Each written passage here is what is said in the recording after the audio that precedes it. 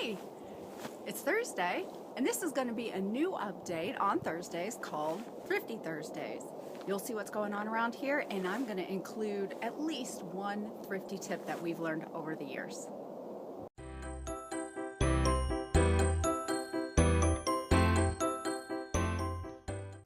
It is freezing cold today. It's about 5 degrees by my thermometer. So why don't you come with me, do some chores. We're going to start by feeding the birds because they are very hungry and it's very cold. Are there any other bird geeks out here? This is right outside my living room window. I love this little setup. It's got suet and sunflower seeds with some of this like woodpecker mix and peanuts for the blue jays. They sure love those. Then I have a little hanging feeder for the finches. And last but not least, it's a long time since it was Christmas, but we threw our Christmas tree out here to kind of give them some cover.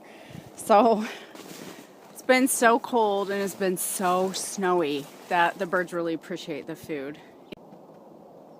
Let's go down my freshly snow-blown path to my chicken coop and see how the chickens are today. Hey, look, they're doing pretty good. Let's see what the temperature is in here. It's freezing outside. Like I said, 5 degrees. Can you see it? It's 20 inside, so that's great. Hopefully everybody's doing good. Today will be one of those days where we have to get eggs, especially my other coop. I'm letting the chickens out today because it sounds like they may not be out tomorrow whatsoever again. So they've been spending a lot of time inside, so today they're coming out. And I'm going to link in the description to a video of how I help my chickens come out in the snow with their run. So we had snow. I kicked it out of the way, shoveled some of it, spread down some fresh bedding to get to their little cubby hole. So here they come. Let's let them out. Well, it's cold today. They will still appreciate being out. Maybe. They're thinking about it. Here they come. There's one of my white leghorns. Like I said, my favorite breed of chicken coming out as far as egg production. All right, they're piling out now. Here are the Brahmas. They're doing great again.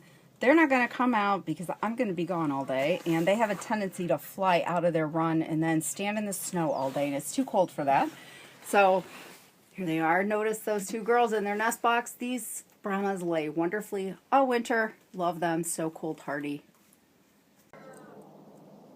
There goes Lily enjoying the snowy weather. So pretty. You can see that snow's pretty deep on her legs. We probably have a foot on the ground right now. So I'm looking forward to the snow tonight and tomorrow because I like the snow, like I've said 1,000 times. One thrifty tip here is that for your chicken feed, I used to always buy it at Tractor Supply and those kinds of stores. But if you have a local feed store, you may be able to save a significant amount of money on your feed. And we have a local feed store, and I can get layer feed for about $10 a bag. And when I do meat birds and turkeys, like all that grower is probably $2 to $3 cheaper than what I can get it somewhere else. And that adds up really quickly if you're buying a lot of it. So there's thrifty tip number 1 for you today.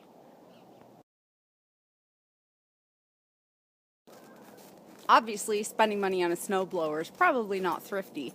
And we used to have more kids at home. So we were super thrifty because we all used to grab shovels and that didn't cost anything. But kids started getting older, we started getting busier, and we have a long driveway, we have a lot of places to shovel. So it took about one winter of a lot of snow, a lot of lake effect, and we decided we needed something different. So thrifty tip number 2, learn what you can do on your own and not pay someone, such as shovel by yourself, but also know the balance between when it's time to pay money for something because your time sometimes is worth more than money. Or I'm not saying that right, but time is money. Maybe I should say it that way. If you can fix things on your own, you'll be amazed at how much money you can save. And this is an example of that. Craigslist. My husband can fix anything. He's amazing at that. I'm going to also put a link to his channel in the description. If you want to learn how to fix things, he's great. He can fix anything. This snowblower, if you buy this in the store, it's going to be around $1,000. We got this on Craigslist. for a couple hundred, I want to say, and had a few issues, but he was able to fix it. And even I can get this thing started as long as I follow what he tells me to do, like put the choke up. But even I can do this. And this snowblower saves us an incredible amount of time. So it's not just about a snowblower, but it's about doing things yourself and learning how to fix things. YouTube and Google make it really easy to learn this stuff. But I know you guys probably are a lot more thrifty than we are, because we're still learning, but we're trying to live debt-free. We're trying to live self-sustainably. So every little tip helps. What are some of your tips today? Share them in the comments. So have a great week. I'll see you on Sunday. And I hope where you live, you're getting lots of snow if you like it, because I love it here, and we're supposed to get another 8 to 12 inches tonight. Thanks for watching. Please subscribe to our channel so you don't miss any of our videos.